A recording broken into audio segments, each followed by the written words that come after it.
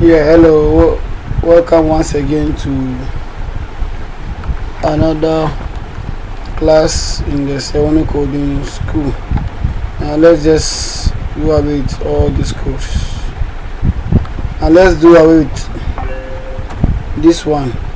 And then come to the P element. That's the paragraph element. Now you know after every heading like this, there should be a paragraph to hold text. So the P elements represent paragraph. So the P, now in between it we just input our paragraph. So this is a nice paragraph.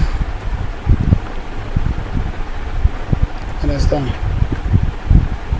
Let's just save this. So this is a nice paragraph. Now assuming you want to give spaces, okay, you want to give space after this place, just type something. Now when you watch it in your browser, you actually see the same thing in a different word, on a different line. That means the first paragraph has ended. Alright, so in case you want a line to end,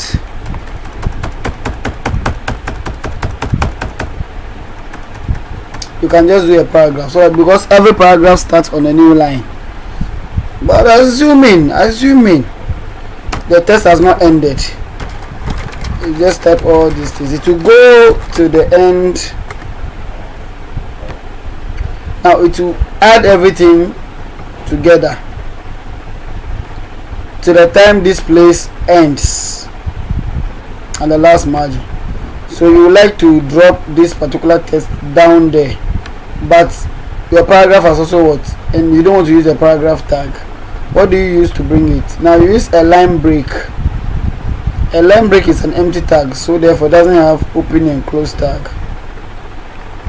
A line break is an empty tag. So from this place, you want the next text to drop down. Okay. You want the next thing you type to drop down. You just break the line. That means you end the line at paragraph, and then you come and display the other text just under it. So I'll just bring the line break, and I'll just type something else. This is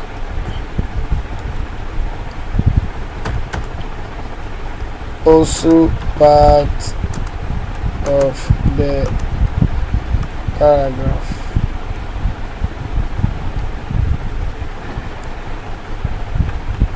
That means my paragraph has not ended. I don't want it to come to the end of the margin. I just want it to end here. I just want it to end here. When it ends here, the next text should appear down there. So that is how the paragraph element is used. Now in case you want to type a poem, you know, and the poem should be arranged in a certain order, just like this, in this order. You can't continue using line break. So there is an element called pre. Now the element pre is very necessary, especially when you are typing a poem. Now so let's declare it. Now the pre simply means this particular text we are writing has been pre-formatted, so the browser should just display it. It has been pre-formatted in the same order you've written it. So now let's declare the pre. So pre, let's close. Now in between this, you can just write your text. It will display it in that order. You don't have to bring line breaks between your text. you just, so let me just copy this poem. A lion has a tail, it has a big head and a very small waist. Now I copy this, I just come to my codes here, I'll paste it.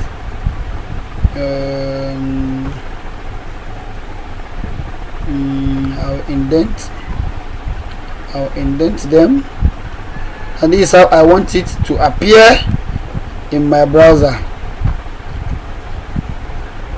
This is how I just want it to appear in my browser. Now I want it to appear in this way. I don't have to bring line breaks at the end, so let me just save it. Now watch what the pre does. It has arranged it in that order, so you don't have to use several line breaks. Now when I break a line, see what happens. It starts on a next page or next paragraph aligned to the left, but when I indent it, you see these spaces here, the margin I left here inside my codes, it also leave the same line from this place inside my codes. Now but now watch the p tag. There are some spaces in front here, but on the browser it doesn't give that space, it has brought it here. But when I use the pre, all the spaces I've left here will be shown on the browser. So in my course I just left a space here, it will show. So that is how the pre works. This is very, very important, especially when you want something to appear in a particular style. Okay, so let me just write the pre. Let me just declare a pre again.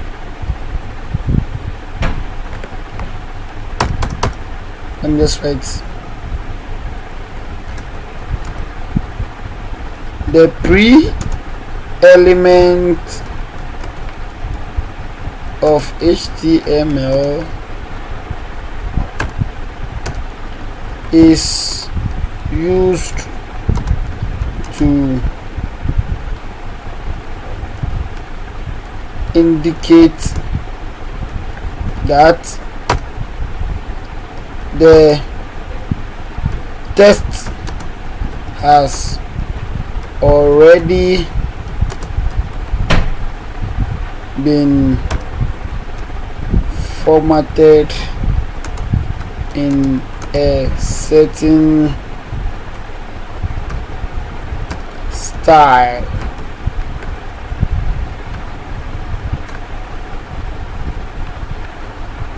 You see, so it is easy. Now most of the time it uses the Courier. That's the font style it uses. You see the font style is different from the normal font style. So that is the pre font style, the pre element. Very, very necessary in our course. Most of the time, especially if you want to write poem or if you want something to appear in a particular way. Okay, alright, so this is the end of today's lesson.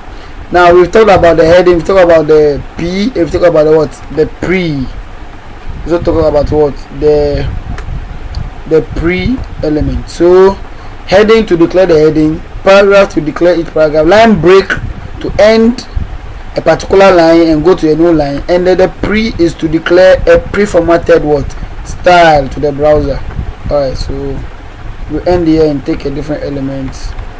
And thank you for joining today's lesson.